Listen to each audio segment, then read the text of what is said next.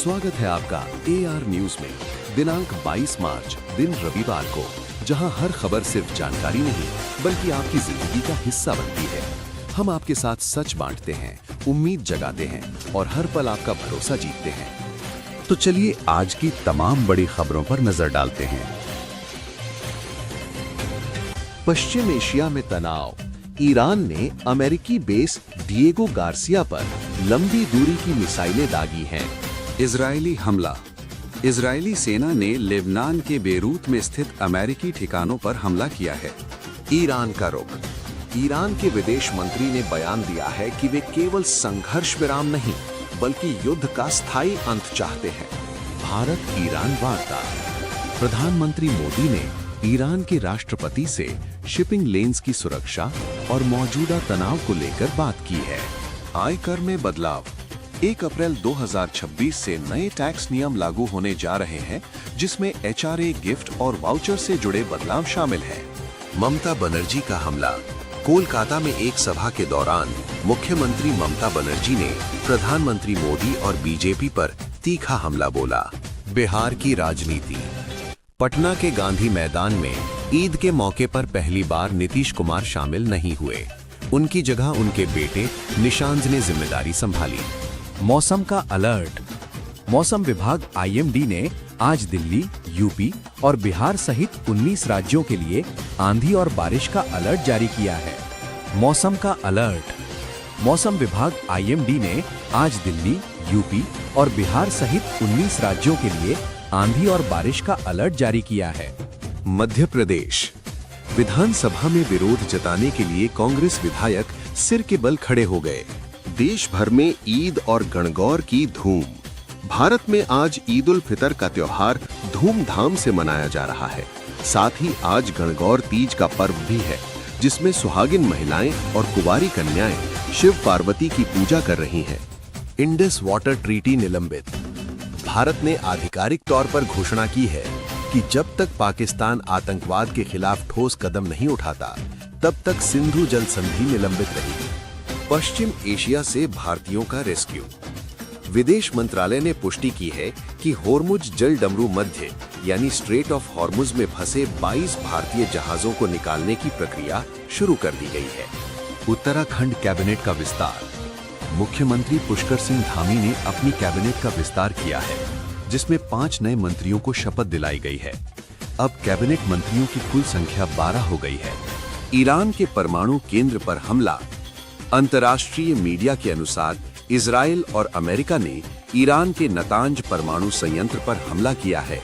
हालांकि अभी तक किसी रेडियोधर्मी रिसाव की खबर नहीं है। नोएडा इंटरनेशनल एयरपोर्ट का उद्घाटन। प्रधानमंत्री मोदी 28 मार्च 2026 को जेवर नोएडा इंटरनेशनल एयरपोर्ट का उद्घाटन करेंगे, जिससे क्षेत्र की कनेक्टिविटी को बड़ा बूस्ट मिलेगा।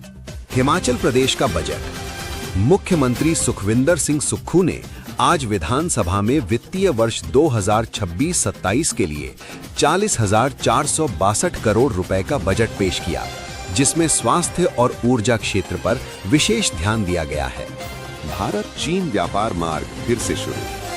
करीब 6 साल बाद उत्तराखंड के पिथौरागढ़ जिले में स्थित लिपुलेख दर्रे से भारत और चीन के बीच व्यापार फिर से शुरू होने जा रहा है। दिल्ली दंगों के आरोपी को जमानत। साल 2020 के दिल्ली दंगों के आरोपी शर्जील इमाम को 6 साल बाद तिहाड़ जेल से 10 दिन की अंतरिम जमानत दी गई है। नतांज परमाणु केंद्र पर हमला। ईरान के मुख्य परमाणु संवर्धन केंद्र नतांज पर शनिवार सुबह हवाई हमला हुआ। ईरान के परमाणु ऊर्जा संगठन ने पुष्टि की है कि हमले के बावजूद कोई रेडियोधर्मी रिसाव रेडिएशन लीक नहीं हुआ है। ईरानी तेल पर प्रतिबंधों में ढील।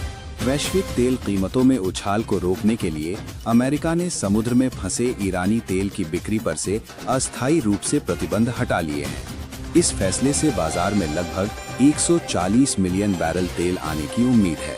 ट्रंप का युद्ध समाप्त करने का संकेत। अमेरिकी राष्ट्रपति डोनाल्ड ट्रंप ने सोशल मीडिया पर कहा कि अमेरिका अपने सैन्य लक्ष्यों को प्राप्त करने के करीब है और वो ईरान युद्ध को वाइंडिंग डाउन यानी धीरे धीरे खत्म करने पर विचार कर रहा है। हालांकि उन्होंने तत्काल युद्ध विराम यानी सीज फायर से इनकार किया है। होर्मुज जल डमरू मध्य में ज़ॉम्बी शिप, एक रहस्यमयी जहाज जिसे ज़ॉम्बी शिप कहा जा रहा है, ने अपनी पहचान छिपाकर होर्मुज जल डमरू मध्य को पार किया। ये जहाज इलेक्ट्रॉनिक हस्तक्षेप और प्रतिबंधों से बचने के लिए पुराने स्क्रैप किए गए जहाजों की आईडी का उपयोग कर रहा था। रूस की निंदा। रूस ने नतांज परमाणु केंद्र पर हुए हमले की कड़े शब्दों में निंदा की है। रूसी विदेश मंत्रालय ने इसे अंतर्राष्ट्रीय कानून का खुला उल्लंघन करार दिया है। श्रीलंका ने अमेरिका को दिया झटका। श्रीलंका ने अपने नागरिक हवाई अड्डे पर 2 मिसाइल बंदूकधारी अमेरिकी युद्धक विमानों को तैनात करने के अमेरिकी अनुरोध को अस्वीकार कर दिया है, ताकि उसकी राष्ट्रीय तटस्थता यानी न्यूट्रलिटी बनी रहे। सिंधु जल संधि निलंबित। भारत सरकार ने आधिकारिक तौर पर पाकिस्तान के साथ चल रही सिंधु जल संधि को निलंबित करने का बड़ा फैसला लिया है।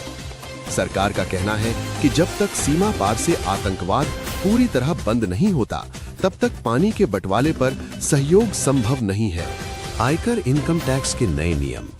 वित्त मंत्रालय ने घोषणा की है कि 1 अप्रैल 2026 से नए टैक्स नियम लागू होंगे। इसमें रेंट अलाउंस, HRA, कंपनी की तरफ से मिलने वाले गिफ्ट और फूड वाउचर्स पर टैक्स छूट की सीमाओं में बदलाव किया गया है।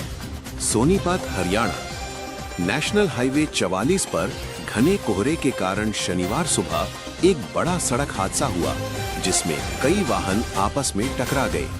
मथुरा, उत्तर प्रदेश। दिल्ली आगरा हाईवे पर संदिग्ध परिस्थितियों में एक ट्रक की टक्कर से प्रसिद्ध गौ रक्षक फरसा वाले बाबा यानी बाबा चंद्रशेखर की मौत हो गई। इस घटना के बाद गुस्साए समर्थकों ने हाईवे जाम कर दिया और पुलिस की गाड़ियों में तोड़फोड़ की। बुलंदशहर, उत्तर प्रदेश। खुर्जा इलाके में एक घर में LPG सिलेंडर फटने से बड़ा हादसा हुआ। विस्फोट उस समय हुआ जब घर में जागरण की तैयारी चल रही थी।